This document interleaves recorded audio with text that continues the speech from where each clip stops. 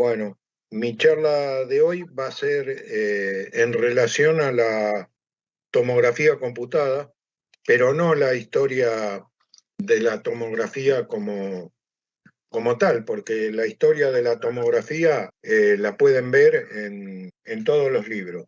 Para los que no me conocen, mi nombre es Carlos Álvarez, yo trabajé en varios lugares y creo ser el precursor de la tomografía, por lo menos la tomografía de cuerpo entero. El origen, como les dije recién, lo pueden leer en cualquier parte. La tomografía comienza en el mundo en el año 72 a través de Hanfield, que fue quien la inventó. De ahí son las famosas UH que siguen usando hasta la actualidad.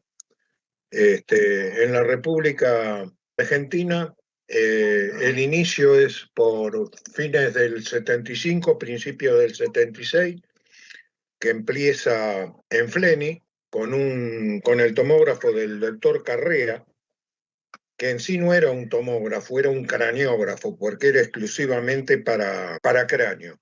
Ya llegando de mediados del 76 para adelante, se instala el primer tomógrafo de cuerpo entero en Buenos Aires, en el Hospital Francés, en el cual soy invitado a trabajar. Paso a contarle que tanto el de Fleni como el del Francés fueron los dos primeros tomógrafos de Sudamérica. No había otro hasta ese momento. Este que estaba en el Hospital Francés, al igual que el de Fleni, eran equipos de primera generación. A fines del año 78, yo paso a trabajar vengo a trabajar al Sanatorio Argentino, ya en La Plata. En la época del Francés viajaba todos los días y ya acá vengo con un segunda generación. Luego de esto, creo que fue a inicios de los 80, paso a trabajar al Instituto del Diagnóstico con otro equipo de segunda generación, y ahí tanto en el argentino como en el diagnóstico es donde tengo mi primer discípulo acá en la ciudad, que me enorgullece mucho de haber logrado conocerlo y lograr la amistad que tenemos hoy y poder hablar de él. José María Zambodido. Seguramente lo van a conocer como Pepe. Fue un tipo que empezó haciéndome los reemplazos en el argentino y después siguió haciéndolos en el diagnóstico. En un momento se instala otro equipo en esos años en el Instituto Médico, al cual voy porque era similar al del diagnóstico, y bueno, en ese momento pido a Pepe que se quede a cargo. Y bueno, Pepe después de un tiempo se hace cargo del Instituto del Diagnóstico, y entonces seguimos en contacto, pero ya no haciéndome algunos reemplazos de vez en cuando como lo hacía. Después yo de ahí paso a CIMED La Plata. Voy a pasar a contarle un poquito lo que era. Estos tomógrafos, el primero que les dije, en el cual tuve la suerte de trabajar y creo que fue uno de los precursores, por eso les decía, en ese momento en el Francés estaba un muchacho con el cual después fuimos compañeros, que Pepe también lo conoció, que vino acá a La Plata, y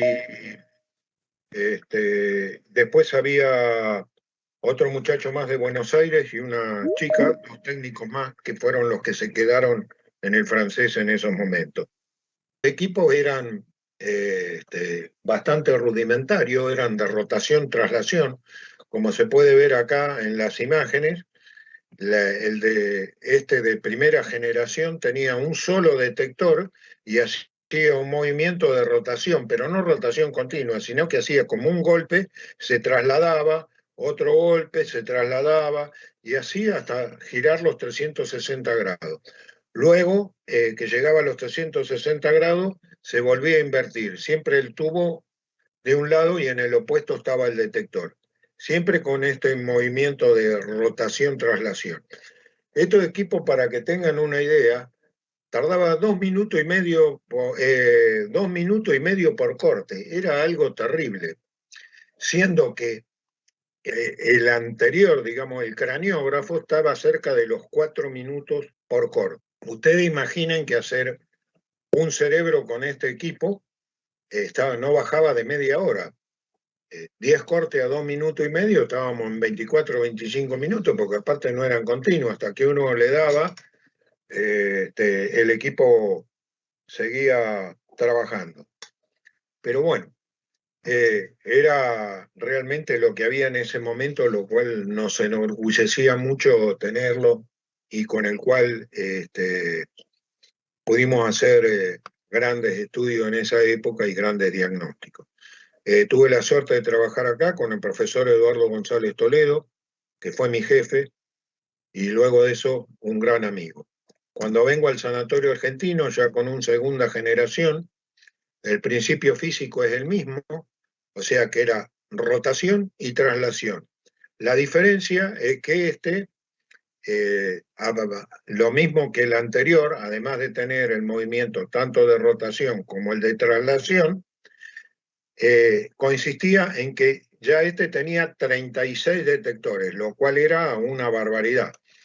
Y tenía una velocidad más rápida. Este equipo, por eso se llamaba FAST, era de la misma procedencia. Uno era el 50 Slow, que era el primero, y el 50 Fast. Cuando trabajaba en Fast, el tiempo de adquisición era aproximadamente de 30 segundos. Y las traslaciones que tenían en el giro de los 360 grados estaban en el orden de las 12 a 14 traslaciones. Así sigue evolucionando la tomografía y ya llegamos a los equipos de tercera generación que tenían rotación, pero no era una rotación continua, sino que giraba 360 grados hacia un lado y 360 grados hacia el otro. Lo que tenían era mayor cantidad de detectores, porque estos equipos incluso llegaban a tener 64, 65 detectores, y algunos un poco más, siempre el detector opuesto al tubo. Estos equipos tenían un poco más de velocidad. La gran diferencia que tenía es que se podía ganar velocidad, por ejemplo, en estudios de abdomen o de tórax, utilizando, en lugar de los 360 grados de rotación hacia un lado o hacia otro, es como que se utilizaba una rotación parcial de 270 grados. Y acá el desplazamiento de la camilla era corte por corte, hacía un corte y se desplazaba. Para que tengan una idea, tanto el de primera como el de segunda generación, el espesor de corte era de 10 milímetros. Como mucho se podía conseguir con el de segunda generación 4 milímetros, pero no se podía hacer overlapping. O sea que eran 4 milímetros de 4 milímetros. Siempre quedaba digamos una feta en el medio sin poder estudiar. En el cambio, con estos equipos de tercera generación ya se lograba hacer más cantidad de corte y el espesor de corte era bastante menor. Ya era posible estudiar bien un oído, por ejemplo, cosas bastante chicas. A Eric le va a gustar eso porque lo hacía, creo que con unos equipos de esta época hicimos un trabajo juntos. Y después de esto pasamos a los equipos de cuarta generación, que eran equipos de rotación continua. Estaba el abanico de detectores de un lado y el tubo del otro y tenían una rotación continua, con un movimiento de camilla luego de cada rotación.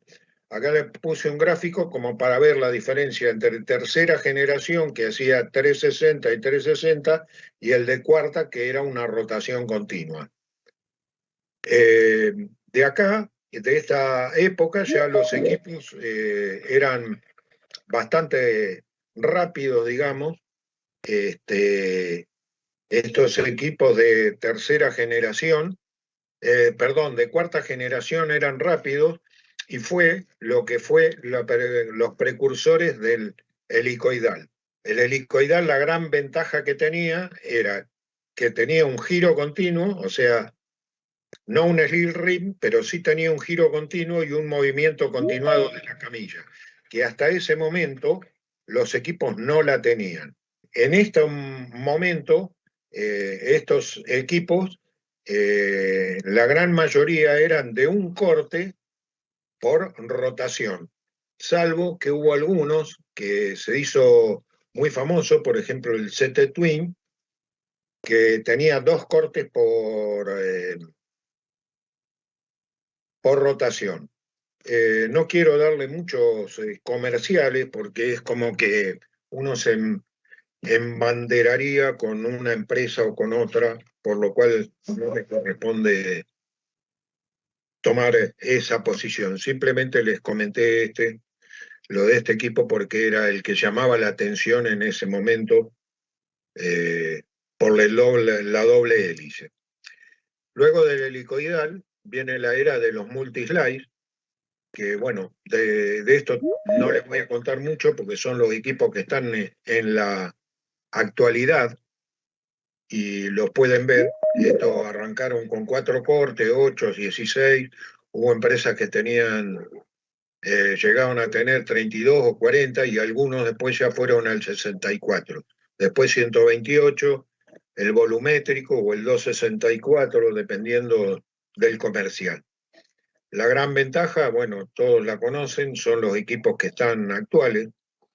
Yo no entré mucho en detalle, lo que quería era simplemente contarles esto, por eso les dije que la historia de la tomografía la pueden leer en cualquier lado. Yo lo que quería era contarles un poco mi experiencia en tomografía a través de tantos años. Les voy a mostrar un poquito cómo eran los equipos de aquellos años.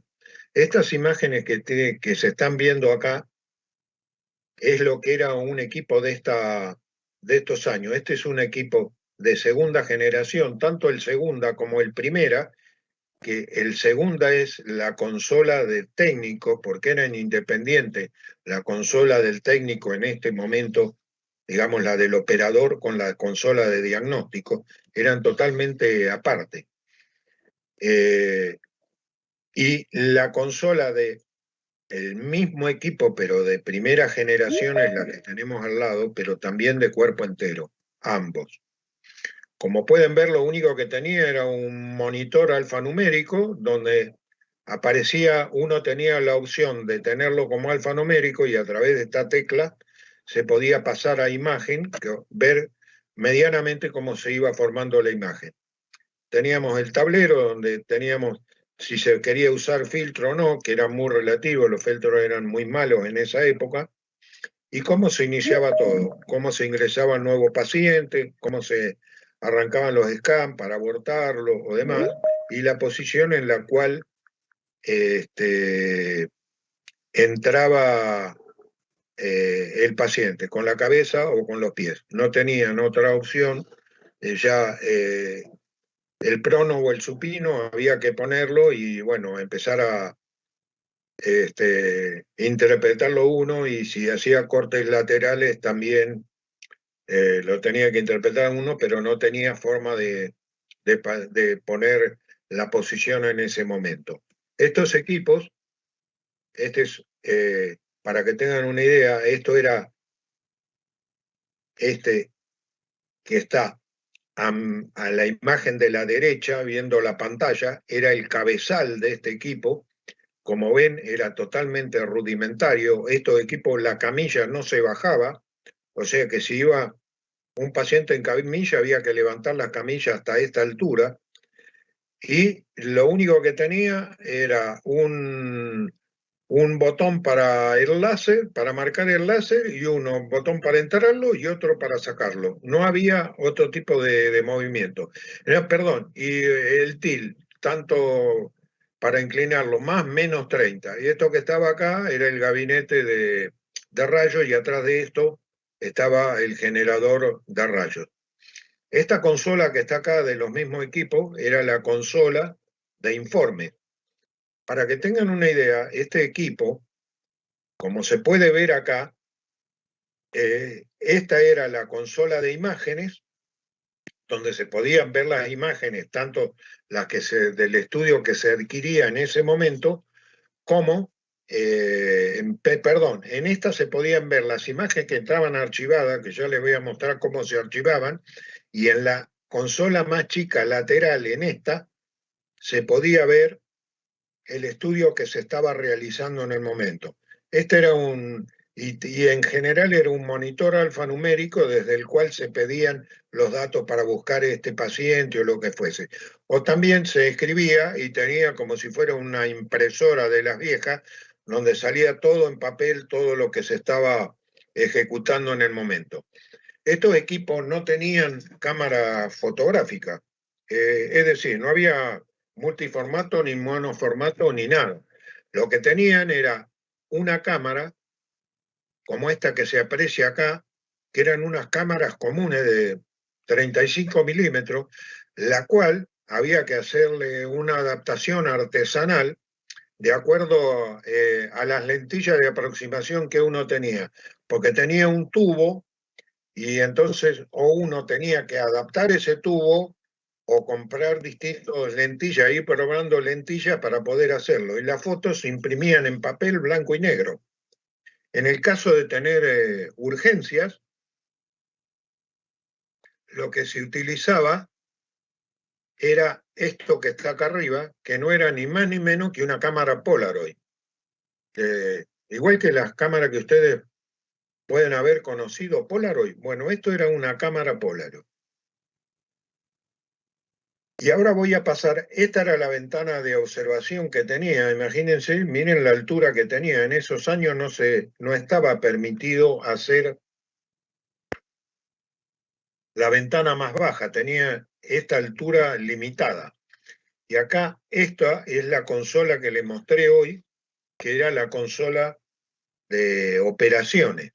Lo que está al lado, esto es lo que comandaría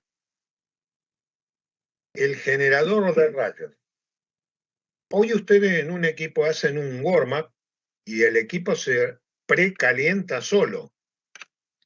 Estos equipos, el precalentamiento había que hacerlo. Uno venía, movía la llave, encendía el equipo, la computadora, que ya se las voy a mostrar, y automáticamente se encendía todo este equipo, que era el que comandaba el generador de rayos. Entonces acá, a través de estas dos botones, encendiendo esto, había que empezar a levantar tanto en este tablero estaba la tensión de línea y con esto, en estos relojes de arriba, se iba subiendo tanto el miliamperaje como el kilovoltaje para llegar al miliamper y el kilovolt de trabajo.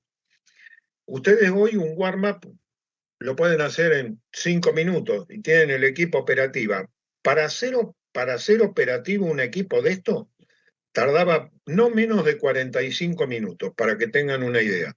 Imagínense lo que era estar de guardia, de urgencia y venir a tener que hacer, cuando tocaban la guardia pasiva, venir a hacer una urgencia con estos equipos, ¿no? Es decir, había que tomarse una hora antes, más una hora para hacer el estudio, o sea que realmente cuando tocaban las pasivas muchas veces convenía quedarse en el lugar de trabajo y no ir a donde estaba.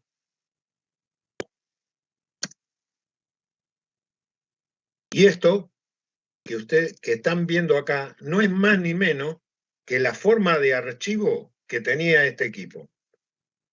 La imagen que está a la derecha de la pantalla, esto era la computadora, era una digital. Esto eran los discos de archivo. Imagínense un disco magnético de este tamaño. Tengan una idea. Y esto era el archivo magnético, que yo acá la magnifiqué para que se pueda ver bien el tamaño de los carretes. Estas cintas magnéticas, el tamaño de la computadora era enorme, tenía una sala grandísima. Y esta cinta, yo mido cerca de 1,79. Bueno, mi estatura daba aproximadamente hasta esta altura, para que tengan una idea del tamaño que tenían estas cintas. Y estas cintas eran un archivo y no daba para muchos pacientes. Como mucho alcanzarían unos 18 o 20 pacientes, depende del estudio. Porque, por ejemplo, si era abdomen y tórax, que tenían un montón de imágenes, a lo mejor alcanzaba a 12, 15 pacientes. Si fueran cerebro, bueno, podía ocupar alguna cantidad de pacientes más. Pero esto estaba unido, tal cual está acá, lo que pasa es que yo les amplié esta parte para que se pueda ver en detalles cómo era la cinta magnética. Estas cintas, si uno quería, eran regrabables.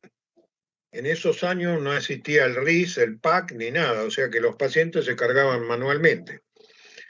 Y había un libro de pacientes donde se anotaba el nombre, el apellido, todas las cosas y un número de protocolo que se le asignaba con el cual se cargaba el paciente en esta cinta.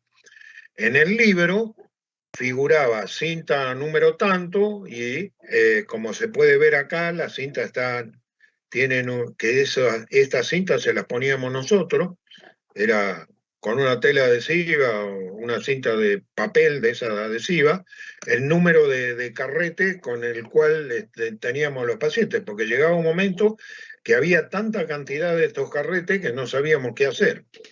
Después, llegado cierta cantidad de tiempo, se borraban y se podía volver a regrabar los carretes. Realmente era bastante artesanal, pero fue una época muy linda.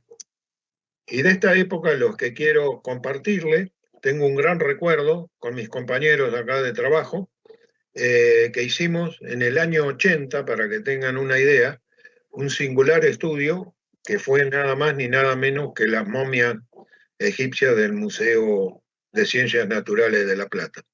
Esto lo hicimos con un tomógrafo de segunda generación. Si alguno quiere preguntar algo de alguna cosa, tranquilamente puedo responderle.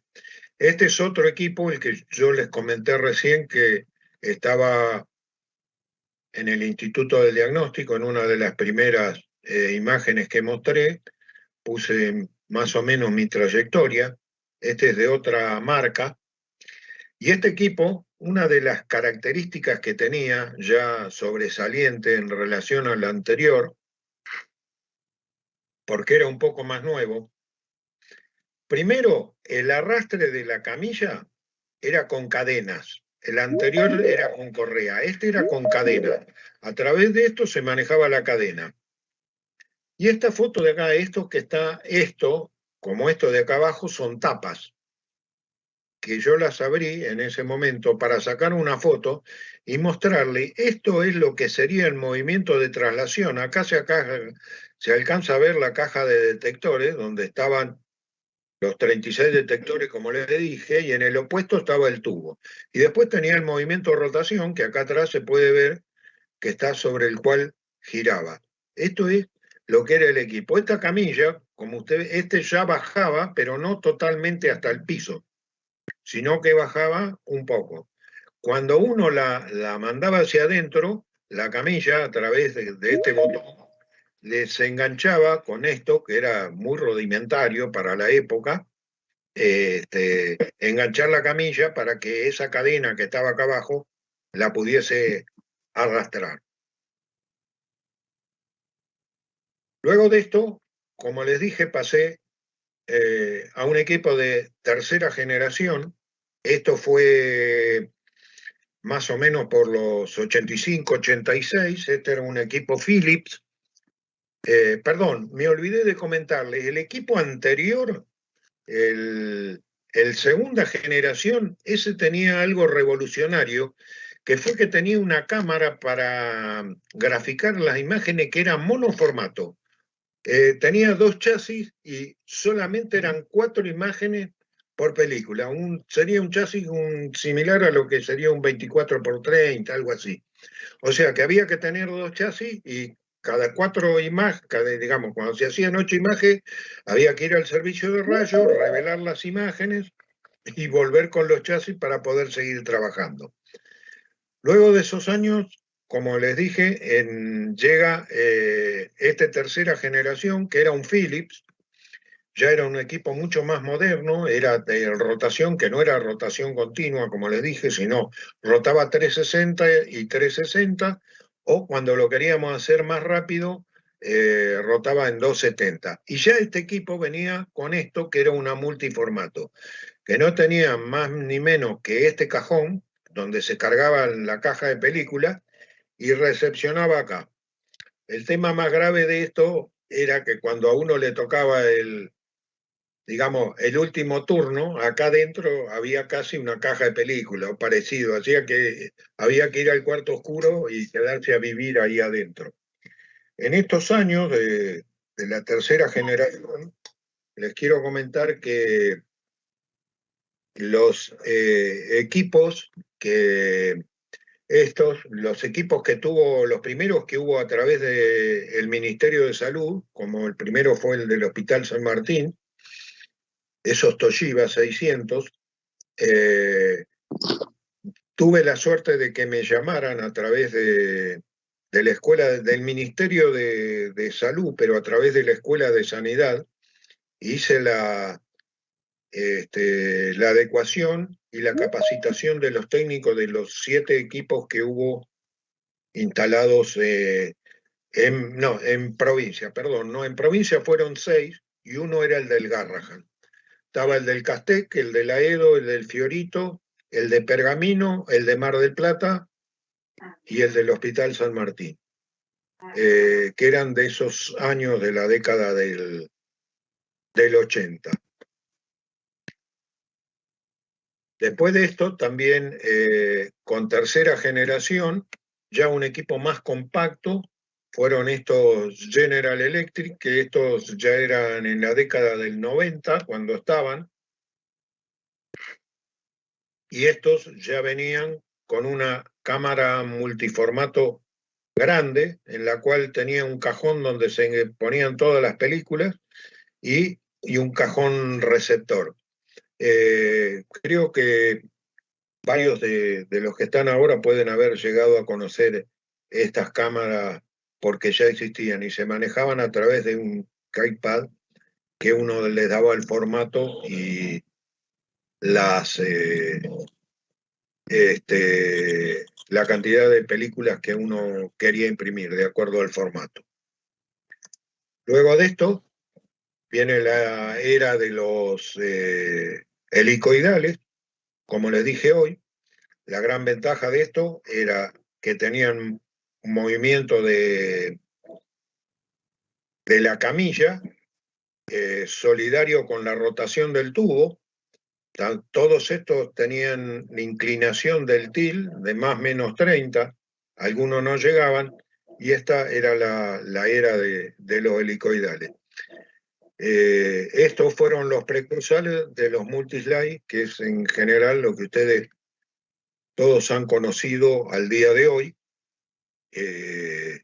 y que hay ya una gran cantidad y están en bastantes servicios. Bueno, esto es más o menos mi charla. Si quieren hacer alguna pregunta, encantado. Gracias por su atención. Muchísimas gracias a la comunidad y a los creadores de ellas que me han invitado a esta charla, con la cual me he quedado muy contento de poder realizarla y espero que les haya aportado algo. Si tienen alguna pregunta, encantado de responderla.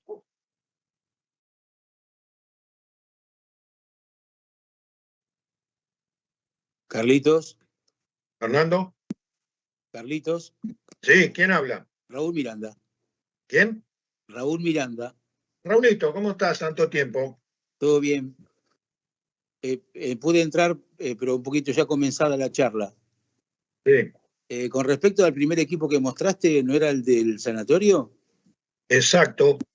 El del sanatorio y el del francés, eran iguales. Creo que lo recibiste vos. No, sí, creo que lo recibió Daniel Riente y estaba vos. ¿Puede ser? Sí. El equipo, estamos hablando por 83, por ahí, ¿no? 85, por ahí. 85, pero yo ya me había ido. Estamos medio grandes ya, ¿eh? Claro, pero había quedado Daniel. Cuando yo me voy, queda Daniel Riente. Sí, no, pero me parecía, por la foto que estaba mirando, me pareció que era ese equipo. Era ese equipo. Sí, que eran con los disquetes de, no sé. Exactamente, tenían las cintas o de 11,5, no, 7,5, una cosa así. Eran todo plástico. Los disquetes eran de plástico. Sí, ¿los disquetes de qué? ¿Los carretes? Claro, algunos carreteles eran, en vez de grabar en disquete, que después salió un disquete de medida 3,5, había un disquete que era más grande todavía, que era muy, muy flexible, no sé si te acordás. Sí, pero ahí prácticamente no se grababan estudios, porque en la época que yo estuve no se conseguían los disquetes. Entonces, cuando había urgencia o algo así, usaban la Polaroid. Y si no, iban a la cinta magnética, esa Claro, la donde estaba cinta, la sala de máquina. tal cual, la cinta, sí, sí. Va, Sí, sala de máquina no, la sala de computadora. Nosotros le decíamos sala de sala máquina. de máquina porque, pero bueno, eran unos pandoros bastante importantes los que mantenían la Exactamente. información. Carlos, perdón, Sí, no, Raúl, que me superponga. Creo que Franco levantó la mano y quiere hacer una pregunta. Franco Ortiz, del Hospital Español de Buenos Aires. dale, no hay ningún drama. ¿Qué tal, Carlos? Hola, ¿cómo estás, Franco? Mucho gusto. Un placer. Muchas gracias. Te comento, yo hace un año que estoy ya incursionando en tomografía. Me sirvió muchísimo esta charla porque me sumerge en la historia y también para preguntarte sobre una reflexión de lo que era trabajar en esos momentos el día a día. Porque a veces me pasa a mí de llegar y tener muchísimos estudios, ya es una vorágine muy constante de trabajo, que llega, que los tiempos son tan cortos que a veces uno no tiene el tiempo de detenerse a disfrutar, tal vez, alguna imagen o algún caso o alguna patología. ¿Cómo era en esos momentos el día a día laboral? Mira, en ese momento, el día laboral, te digo que no difería mucho de lo de ahora. Porque, por ejemplo, cuando yo estuve en Buenos Aires, que conté que me inicio en el Hospital Francés, era el único tomógrafo de cuerpo entero que había en Buenos Aires en el inicio. Después empezaron a aparecer otros como Clínica del Sol, Di Rienzo, el italiano y qué sé yo, pero en el momento que arranca era el único que había. Entonces te imaginás que era el centro de derivación de todo Buenos Aires. Entonces, vos ibas y si bien los tiempos de los estudios eran larguísimos, vos salías y tenías una cola de camilla esperando para hacer estudios, sobre todo en pacientes con ACV y todo. Si bien trabajabas más relajado en relación a que como los tiempos de adquisición eran muy largos, vos tenías un tiempo ocioso en la consola hasta que terminaba el estudio. Y después yo, tanto en como bien nombró Raúl recién, tanto en el francés como en el argentino de La Plata, yo tuve la suerte de tener al profesor González Toledo y el equipo que había, que ellos venían e informaban, digamos, a más tardar, venían de un día para otro. Entonces ahí, porque como éramos dos técnicos y a veces nos superponíamos, ahí podíamos ver estudios, poder verlos y aprendíamos con el profesor porque él nos enseñaba. Es decir, yo siempre digo, y creo que ayer fue el día del maestro, yo le mandé un saludo y estuve charlando con él porque lo reconozco como mi maestro. Fue mi maestro de tanto de tomografía como el inicio de la resonancia. Eh, para que ustedes tengan una idea, cuando nosotros entramos en tomografía, el único que sabía era el profesor González Toledo, que él venía de Francia, donde se había especializado. Él en sí se había especializado en neuroimágenes y bueno, y algo de cuerpo, digamos, porque su inicio fue como neurocirujano. En ese momento, cuando se pone el primer tomógrafo, no entendíamos qué se hacía o qué había. Esto que cuento, lo cuento como una anécdota. Nosotros agarrábamos y salíamos y metíamos, por ejemplo, una manzana para ver cómo se veía, qué tenía dentro, un huevo, así como se lo estoy contando. Claro. Entonces, ahí de esa manera aprendíamos. Llegamos en un momento a poner un perro para ver cómo se veía el cuerpo. Teníamos un anestesista en el hospital francés que era muy macanudo, que estaba siempre con nosotros, y bueno, él lo anestesió con con inhalatorios, y bueno, le pudimos hacer varios cortes de abdomen y pudimos ver cómo se veía un abdomen y cómo íbamos a ver las imágenes. Imagínense cómo empezamos. Entonces, el día a día, de acuerdo a lo que vos me preguntaste, era bastante parecido. Lo que pasa que en esos años, por ejemplo, el caso mío, que en el francés no se me dio tanto, pero cuando llegué a La Plata, sí, porque cuando llego al argentino era el único tomógrafo que había en la ciudad y era el único de la provincia de Buenos Aires. Nosotros esto que cuento, creo que Raúl lo puede confirmar, Raúl Miranda, que recién me consultó, pero recibíamos pacientes, llegamos a recibir pacientes que los mandaban en avión desde Bragado, aunque ustedes no lo crean, por ejemplo, o de otro lugar.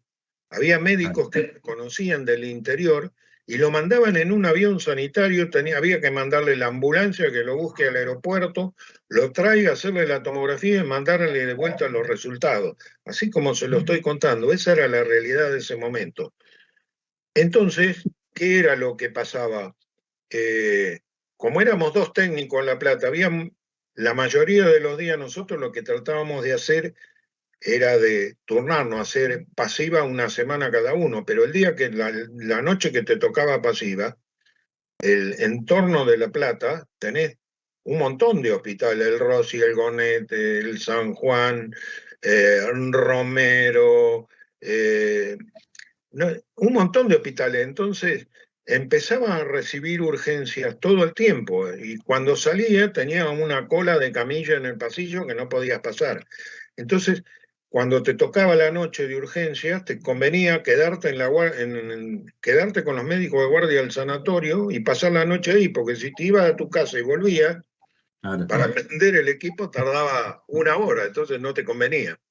Anclo, perdón, Fere, anclo una segunda pregunta con respecto a esto. ¿Y cómo era el ambiente de los colegas nuestros con respecto a las prácticas? ¿Se quería aprender?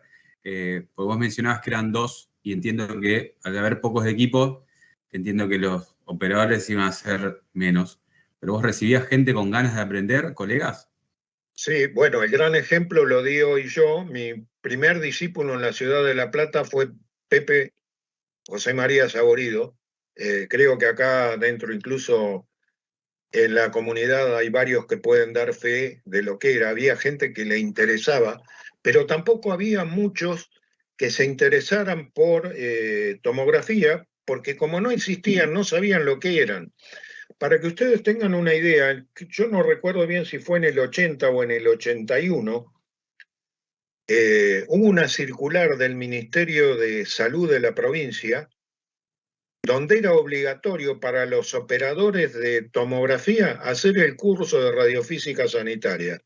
Si yo miro dentro de mi currículum, por ahí debo tener el certificado. No solo a los técnicos, sino que estaban obligados los médicos y ahí concurrí con grandes profesionales radiólogos de la ciudad que también fueron a hacer el curso, porque salió eso y los obligaban a todo a ir. Hicimos el curso y eran 10 días que se hizo en el auditorio de IOMA, en la calle 46. O sea que imagínense la cantidad que había. Y no había muchos técnicos que estuviesen interesados en hacer tomo, porque no había equipos. Entonces no se interesaban mucho. Después ya cuando empieza, como les conté recién, yo ya después cuando entro en el Instituto del Diagnóstico, que después ya Pepe fue uno de los, como dije, el primero que se formó y empezamos a trabajar, ya después cuando se hace la instalación de los primeros tomógrafos en la provincia, incluido el del Garrahan, como comenté, ahí empieza a haber ya más auge y más interés por los técnicos en aprender algo de tomografía. Pero te pasaba que también vos ibas a hospitales, como era este caso que conté en la provincia donde se instalaban los tomógrafos, y la gran mayoría eran técnicos que ya estaban en rayos y querían pasar a tomografía, aprender tomografía, y de este modo dejar rayos y darle lugar a rayos para que entraran técnicos nuevos. Esa era más o menos en esos años la forma de trabajo. Sí, en esas épocas los salarios eran muy buenos, por lo menos en la época que si te tocaba hacer guardias, los salarios eran muy buenos, las guardias pasivas eran muy bien pagas porque no se pagaban por guardia, sino en general se pagaban por estudio, lo cual que dependía de la cantidad de estudios que hicieras esa noche. Si me Bueno. permitís. No sé si... Muchísimas gracias. No, al contrario. ¿Hay alguna otra pregunta, Fernando? ¿Me No, permitís, Carlos?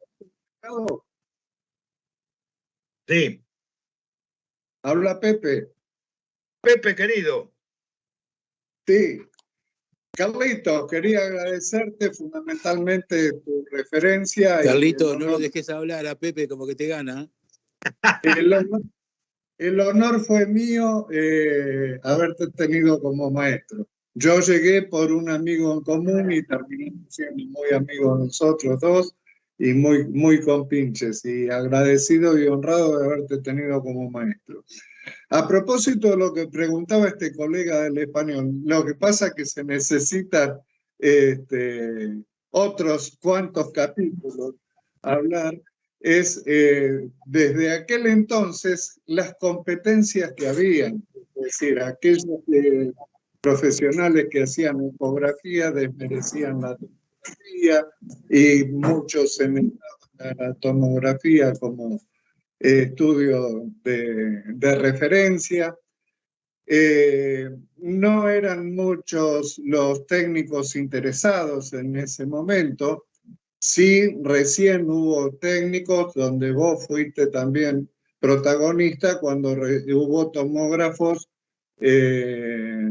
en los hospitales públicos, como fue el de San Martín, en el que vos tuviste mucho que ver, y a partir de ahí sí se hizo un semillero de técnicos. Fueron surgiendo cursos en institutos privados y así sucesivamente se hizo más popular la tomografía entre los técnicos. En aquel entonces, en un principio, la prioridad la tenían los residentes, porque como los equipos eran uno primero en el sanatorio argentino, dos después, y como sumo tres con el del Instituto Médico Platense, además del diagnóstico, los residentes morían por ir a practicar, a ver o conocer más o menos algo del método.